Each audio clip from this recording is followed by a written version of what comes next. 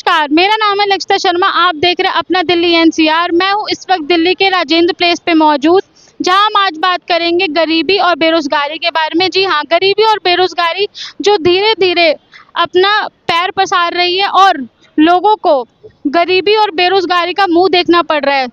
कब तक सरकार चुप रहेगी? क्या क्या सरकार को कदम उठाने चाहिए गरीबी और बेरोजगारी को कम करने के लिए और रोजगार को बढ़ाने के लिए? आइए जानते हैं लोगों से कि क्या उनका सोचना है इस बारे में और क्या वे चाहते हैं सरकार से। हेलो सर, क्या नाम है आपका? मेरा नाम दिनेश कुमार। दिनेश जी, जैसे भी आपने देखा होगा कि बहुत ज़्यादा प्राइवेटाइजेशन हो गया, जिसके चक्कर में बेरोजगारी बहुत ज़्यादा आ गई है, उसके बारे में क्या कहना चाहेंगे? नहीं, बेरोजगारी तो बहुत हद तक है और बाकी हर जगह है कि बड़ी तकलीफ है, मतलब बहुत तकलीफ है लोगों को। बिजनेस करने के लिए लोगों के पास पैसा नहीं है आजकल, मतलब क्या कहें, बड़ी तकलीफ में लोग, बहुत तकलीफ में। सर, सरकार से कुछ कहना चाहेंगे? जो बेरोजगारी इतनी ज़्यादा आ रही है, गरीबी छा गई है, जो यंगस्टर्स हैं उनके पास जॉब नहीं है, घर पे बैठे हुए हैं, तो सर जो गरीब है, गरीब फैमिली से हैं, उनको काफ़ी ज़्यादा दिक्कत हो रही है। गरीब आदमी को तो मतलब मानो खाने के लिए, पीने के लिए, खासकर तो दिल्ली में लोगों को तो पानी की इतनी बड़ी दिक्कत है, बच्चों को पढ़ाई की समस्या है। पहले सरकारी स्कूल में ठीक ठाक था, अब तो सरकारी स्कूल भी गिरते जा रहा है। प्राइवेट में गरीब आदमी पढ़ा नहीं सकते बच्चों को, मतलब किराया भाड़ा, किताब इतना महंगा, बुक इतना महंगा, बच्चे मतलब पालना मुश्किल हो गया, इतना गरीबी है। एसएससी, सीएचएसएल, सीजीएल में जो घोटाले हुए हैं, नीट का जो घोटाला हुआ है मेन, एक एक साल बच्चा इतनी मेहनत करता है, रात रात भर जाग के मेहनत करता है, पढ़ता है सर, उसके लिए उसमें भी घोटाले हो रहे हैं, उस पर क्या कहना चाहेंगे? मैम, इसके लिए तो सरकार को सख्त एक्शन लेना चाहिए, क्योंकि इतना बच्चे करने के बाद भी अगर उस बच्चे का मनोबल टूट जाता है तो इसी यही बच्चे तो आगे जाके बड़ी तकलीफ में होता है, माइंड डिस्टर्ब हो जाता है, कुछ अगला कदम उठा लेता है, यही तो दिक्कत। सर, घोटाले बहुत ज़्यादा हो रहे हैं, जैसे पेपर लीक हो जाता है या फिर क्वेश्चन पेपर में थोड़ी दिक्कत आती है, बच्चे को समझने में प्रॉब्लम होती है, लैंग्वेज में भी काफ़ी दिक्कत आती है, उसमें क्या कहना चाहेंगे? नहीं, इसमें तो सरकार को ध्यान देना चाहिए, बिना सरकार की कुछ तो होगा नहीं, और ये सब होता है सरकार की मिली भगत से होता है, ऐसे तो कुछ हो नहीं पाता है। सर, यंगस्टर्स को कोई मैसेज देना चाहेंगे इंस्पिरेशनल की, जैसे नौकरी तो ऐसे है, जो पोस्ट ग्रेजुएट है वो छोटी नौकरी करने के लिए तैयार है, वो भी नौकरी नहीं मिल रहा है, तो क्या करे, मतलब बच्चे तो है ही बड़े तकलीफ में, बच्चे भी जी जी, जैसे आज हम बात कर रहे हैं बेरोजगारी और रोजगार से रिलेटेड, तो उसके बारे में आप क्या कहना चाहेंगे? मैडम, मुझे तो नहीं लगता कि बेरोजगारी है कहीं, लोग करना नहीं चाहते ना। सर, ऐसा क्यों? मैम, आजकल हर जगह हर फील्ड में किसी को भी उठा लो आप, लोग अपना धंधा बदल देते हैं, लेकिन काम करना नहीं छोड़। काम करना नहीं छोड़, काम तो करते ही नहीं है ना।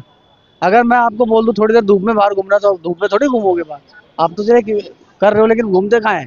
हर कोई ये चाहता है कि भैया मुझे एसी मिले, गाड़ी मिले, ये मिले, लेकिन सर, हर किसी को तो लग्जरी लाइफ चाहिए ही आजकल। अरे मैडम, लग्जरी लाइफ तो फिर जो मजदूरी लाइफ वो कौन करेगा फिर।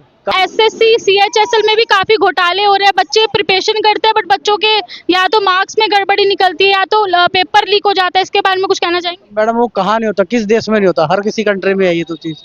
बट सर, ये तो गलत है ना, बच्चा एक एक साल मेहनत करता है, पढ़ता है। ये तो बोला, इसमें सरकार को ब्लेम थोड़ी करो या किसी पर्टिकुलर बंदे को या आपको या मैं आपको किसी को ब्लेम थोड़ी करूंगा। ये तो हर जगह होता है, धांधलेबाजी किस देश में नहीं होती है, सभी जगह होती है। मैं यूएई में रह के आया हुआ हूँ, यूएई में बहुत ज्यादा है, वहां पर भी यही हाल है। बहुत बुरा हाल है यहाँ तो, इससे ज्यादा बुरा हाल है यूएई में। सर, कुछ कहना चाहेंगे सरकार? सरकार जो कर रही है वो तो अच्छा कर रही है मैम। मोदी जी से कोई शिकायत नहीं? नहीं, मुझे कोई शिकायत नहीं ma'am. Sir, if you don't mind, एक और क्वेश्चन है सर, जैसे कि अभी बेरोजगारी की बात हो रही है तो बच्चे परेशान है प्राइवेट नौकरी से, हर कोई या तो बिजनेस स्टार्ट करना चाहता है या तो फिर प्राइवेट नौकरी में अच्छा खासा पैसा चाहता है, तो सर इसके बारे में क्या कहना चाहेंगे? पैसा कौन नहीं चाहता मैम, पैसा तो हर कोई चाहता है ना मैम। ऐसा तो है नहीं कि कोई पैसा, अब मैं अकेला ही जा रहा हूँ या आप अकेले, पैसा तो हर कोई चाह रहा है, लेकिन उसके अकॉर्डिंग आज के टाइम में ऐसा हो रहा है कि जिसकी एबिलिटी जो जिस लायक है उसको पैसा मिल रहा है, उसको नौकरी मिल रही है, एबिलिटी के हिसाब से एबिलिटी के हिसाब से मिल रही है। जॉब निकालती नहीं है, ठीक है ना, वैकेंसीज निकलती है, लोग अप्लाई करते हैं बट वो फुलफिल नहीं होती, एग्जाम्स नहीं होते, वो कहीं ना कहीं फिर एग्जाम होते हैं तो पेपर लीक हो जाता है उससे पहले।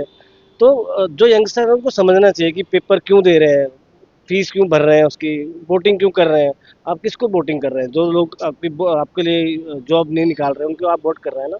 तो कहीं ना कहीं ये फेलियर जो है वो यंगस्टर का ही है, अगर वो गलत गवर्नमेंट को चुनेंगे तो यही होगा। सर का गवर्नमेंट को इसमें ध्यान देना चाहिए, जो वैकेंसीज हैं, जॉब्स वगैरह जो है वो इसमें देना चाहिए।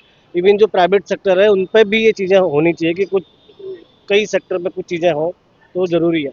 फिर आजकल घोटाले वगैरह भी बहुत हो रहे हैं एसएससी, सीजीएल, सीएचएसएल के एग्जाम को लेके, उसके बारे में कुछ बोलना चाहेंगे? वो तो हर हमेशा होता है, हर बार ही होता है। जो भी पेपर आज की डेट में जो वैकेंसीज निकलती हैं, पेपर होने से पहले लीक हो जाता है ना, तो कहीं जैसा कि हमने देखा, दिल्ली वालों का कहना है कि बेरोजगारी अपने चरम सीमा पे है और रोजगार बहुत ज़्यादा कम रह गया है। इसके लिए सरकार को सख्त से सख्त कदम उठाने चाहिए ताकि बच्चों को नौकरियां मिल सके और हमारा देश रोजगार और तरक्की की तरफ आगे बढ़ सके। और महत्वपूर्ण खबरों के लिए जुड़े रहिए अपना दिल्ली एनसीआर के साथ।